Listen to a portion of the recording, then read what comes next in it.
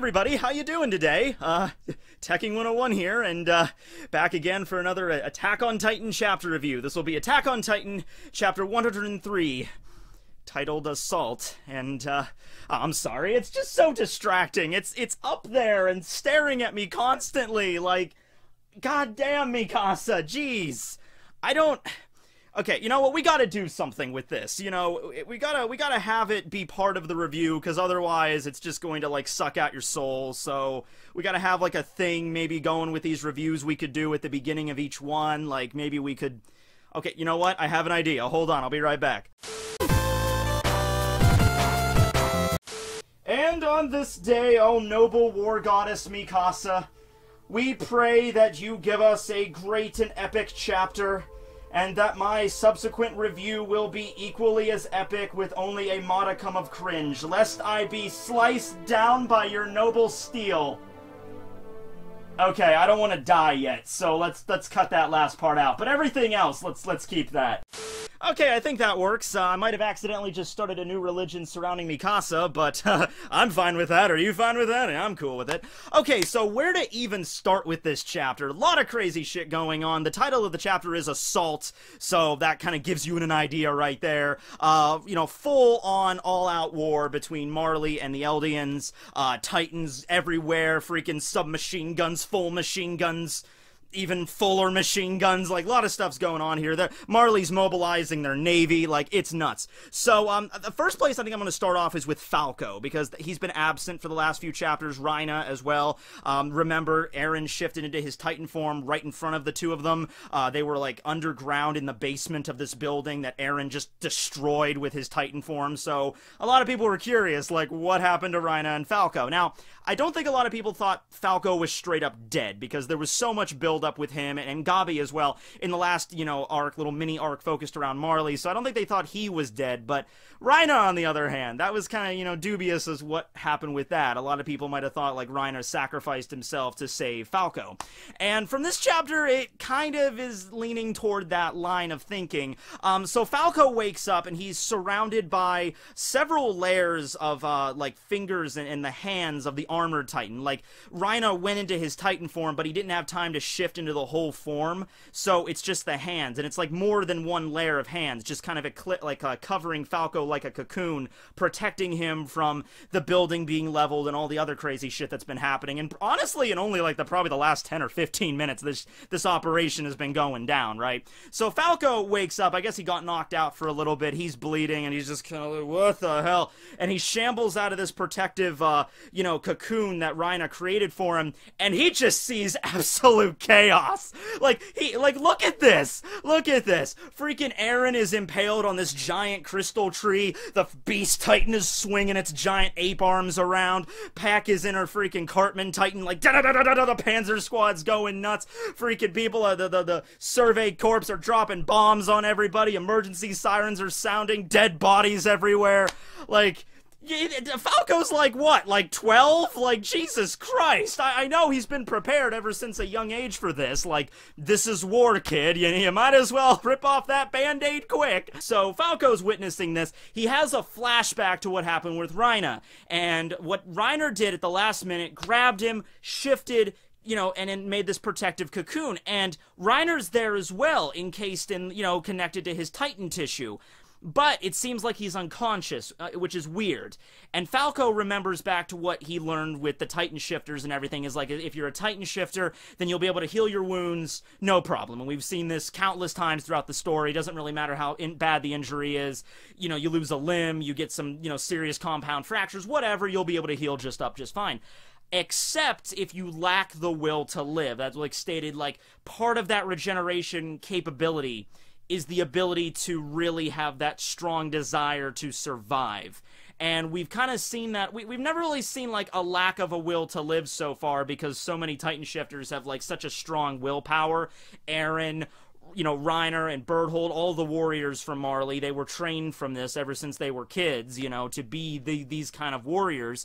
You know, Zeke has never showed any, you know, like lack of willpower or anything like that. So this is kind of a weird situation where Reiner, he kind of kind of wants to die. Like, remember that? Yeah, that happened. You know, he barely stopped himself from pulling the trigger there. So, Reiner might not be coming back from this. But the thing is, he still has the power of the Armored Titan, and of course, that has to be passed down to someone else. If Reiner's not going to be part of this war, if he doesn't want any part of it, which I don't think he is, I think just both, you know, mentally and physically, he's just done with this whole ordeal. He's got some serious PTSD issues, and, yeah, I don't think he's going to be partaking in this war.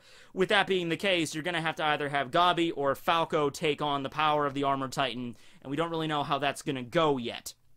So, that's the situation there. Falco's alive. Moving on to the battlefield, we got a lot of different things going on here. I think I'll address Eren first, okay? So, Eren in this chapter, serious new heights on controlling his attack titan. At heights as in, you know, because he got impaled on a giant tree. Because he is able to shift into 3 separate titan bodies, you know, like consecutively, like within the span of only a few minutes. He went into his initial attack titan form, you know, when he broke the building and wrecked the stage, you know, swallowed Willy, and then after that, the Warhammer Titan brought the hammer down, and then he jumped off, made a new Titan almost right away, and in this chapter, he gets impaled, and then jumps down. He tries to consume the Crystalline Titan again while he's, like, impaled, still has her in the freaking hands, Miss Tiber, and when he goes to chomp down on her, all of his teeth get shattered, you know, it's kind of like you know, I don't know why he thought that would work. I mean, you gotta give it a shot, right? I mean, you probably have to try it. Probably thinking in, like, the planning stages, like, alright, there's a chance that this might work, you know, but if it doesn't, if she's encased in the same crystal as Annie and it's super hardened, then probably not. But you gotta give it a shot. I would question why he didn't just swallow her whole, but that wouldn't work either, because then she would probably still be active while in the Titan's stomach. Titans don't have digestive tracts or anything like that, so she would probably just transform into the Warhammer while inside Eren's Titan body, and that's not a good thing. So that's like the best option. Like, well, I'll give it a shot. Like, Jawbreaker! Oh, man! So that didn't work. So he transforms back into human, lands, and then transforms right back into the Attack Titan again. Like, this is consecutively right afterwards, so he can get freed from being impaled. So, yeah, that's kind of a big deal there. But he also mentions that Miss Tiber is pretty much out of energy now. You know, forming the Warhammer Titan twice consecutively was a lot more of a burn on her power. Plus, I'm assuming using all of the different hardening skills, like the spikes and the hammer and the swords, all the different things that she was pulling out for the Warhammer, that's gonna take its toll, and she's not prepared for combat the same way that Eren and the others are. From what we know of so far, the Warhammer was just kind of chilling out in Marley, not really doing anything in the way of war efforts. I mean, maybe she was, but the Tiber family kind of had, like, special, you know, privileges that the others didn't. You know, we haven't really gotten to see all of it, but from what we could see from the last war they fought, the Warhammer Titan wasn't present. I'm sure that was maybe, like, their trump card, but definitely Mrs. Tiber has not seen as much action as, like, Rhina or Bertolt or Peck or Galliard have, you know, kind of like what I'm going with there. She's not as trained as well, so she might have a lot of, you know, skills with her Titan. She might have been taught how to use it from a young age, but in terms of, like, actual combat and levels of stamina and endurance and being able to maintain it and, you know, consecutively form the Titan again and again, that's probably gonna, you know, run her dry rather quickly.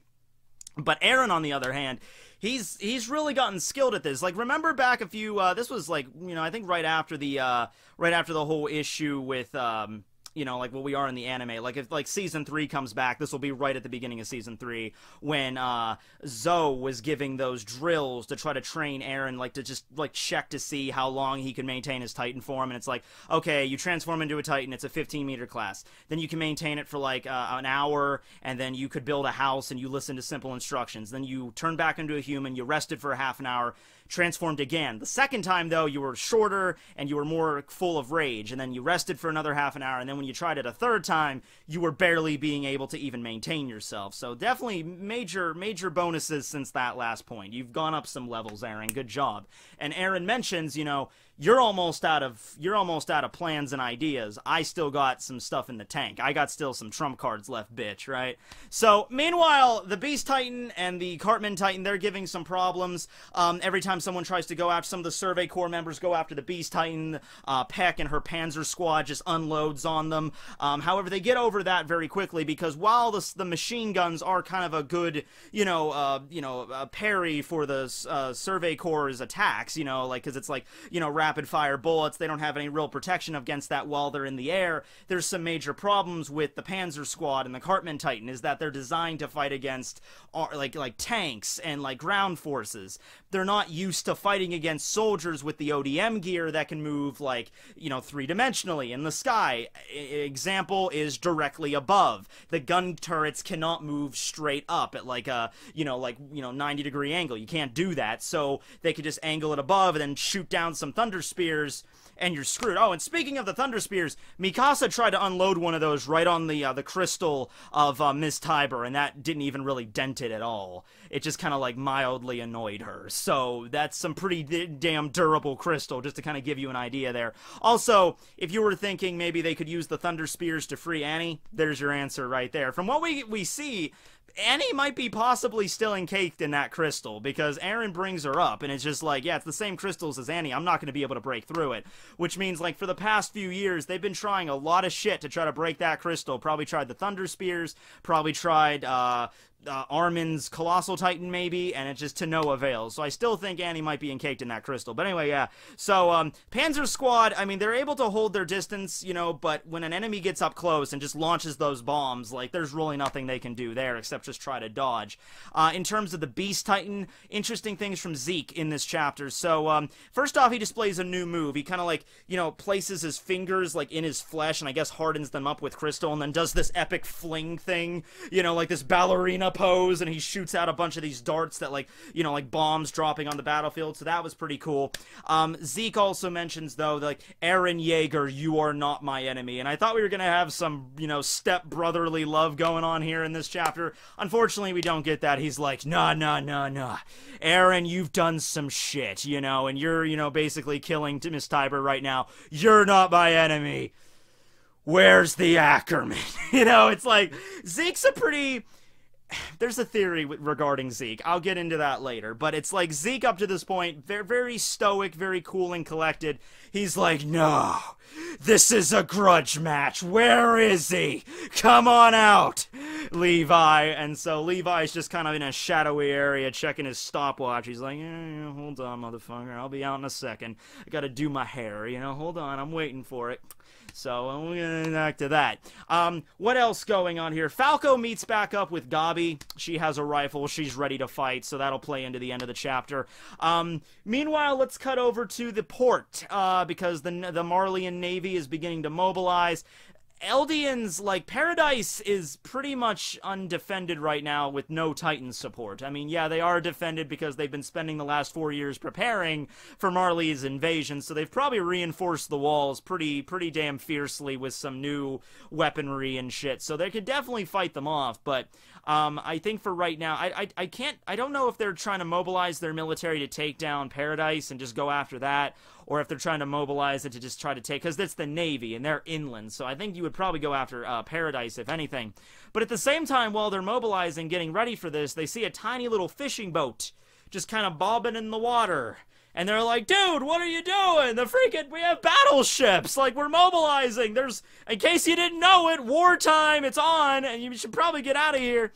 And then the shadowy figure aboard, there's only one person on board the fishing boat, takes off his cloak, revealing Armin, rocking the ponytail now. And Armin just looks so damn sad. You gotta feel for him. He just looks like, okay, guys, I don't want to do this, but you're going to die. Then he just goes Colossal Titan, man. Just like, yeah, I'm sorry about this, but Call of Duty, am I right? And then we don't get to see the Colossal Titan, and that kind of throws off the whole airdrop thing. I was planning in the last one, but Colossal Titan is still on standby. We got him, and he levels the freaking harbor. Probably a good idea for to have Armin take out the harbor and the battleships, the giant steel battleships that are ready to go, you know. So that was probably a good move there. And they even mentioned, like, yeah, they planned for this, man. They certainly didn't come into this half-hearted. And that makes me think, like, the Eldians really are planning on fucking ending it here. I thought they were gonna go back to Paradise and have a big epic war. We might still have that. I think we're definitely gonna have that, actually. But I think this wasn't just like a meet and greet. I don't think this was just like, let's just show them the terrors of the Eldians, the devils from Paradise, and get out of Dodge. I think they know. I think they seriously planned on finishing them off, acquiring their Titans. And if they can acquire the Warhammer and all the other Titans, or not even all the Titans, just the Warhammer, and bring them back to Paradise, yeah, there's going to be an invasion from the Marleyan military. But if they could get their hands on more Titans, plus they have their epic trump card, I think you're going to be solid, right? So, moving back to the battlefield, how to close this out, basically. Alright, so, this blue pillow here is the nation of Marley, and that consists of course, the military, Warhammer Titan, Jaw Titan, Cart Titan, Beast Titan, right here.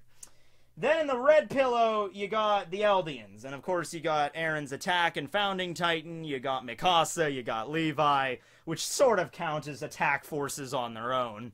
And then you got, of course, you know, the Armin's Colossal Titan, right? Okay, you got all that. Plus you got all the soldiers and the Survey Corps and the ODM gear and all that stuff. That's what these two pillows represent, okay? Marley, Eldians.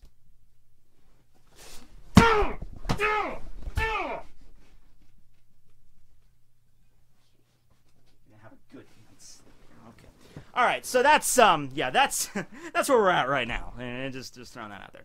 Okay, yeah, so first off, the Cart Titan. Sasha, right through the freaking eye, like the slot for the gun, shoots one of the Panzer Unit squadron members right in the freaking face, dead. And then they realize, well, she's standing on a roof, let's just level the roof. So they just thunder spear the hell out of the footings. You know, Cart Titan starts to scramble, and they just unload on that thing. Just gone. Panzer Squad members, they're all dead, and the Cart Titan just looks blasted into oblivion. So Peck is still probably alive after this, but she is going to be injured. Going to take a while to recover from that. Next up, Beast Titan. Okay, guys, let's wait for Levi. Let's take him down. And he just gets cut. Levi comes out of nowhere, drops him, opens up the nape, drops some freaking C4 in there, and he skips out. Boom! Beast Titan down. Then we cut over to Galliard, Jaw Titan. Mikasa takes that on. And then when the Cart Titan falls and you know, Peck's there, that's when Falco jumps out and Jean comes out ready to launch an attack. And Falco jumps in front of Peck like, don't do it! And then Jean, last scene of the chapter, is just like, ugh! And then begins to drive it down. So that's where the chapter ends, with Jean attempting to end out Peck. And considering Jean before has had some moments where he's hesitated, I don't think he's going to hesitate here. I don't think that she's going to die either, and I don't think Falco's going to die. I think something's going to happen at the last minute, maybe involving Rhina, that's going to stop the attack.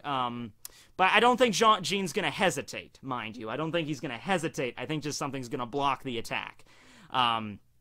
How exactly do you block an attack from a Thunder Spear at close range? I don't know. By the way, they brought a lot of these things, okay? Because they even mentioned, Peck even mentions in this chapter, like, hey, these guys, you know, we have a full military, we got extra ammo, these guys don't have anything. They don't have extra gas for their ODM, and they don't have all this extra fuel. They're gonna run out of, I guess they're trying to play a war of attrition. At some point, they're gonna run out of the Thunder Spears, they're gonna run out of fuel, and they're not gonna fight anymore.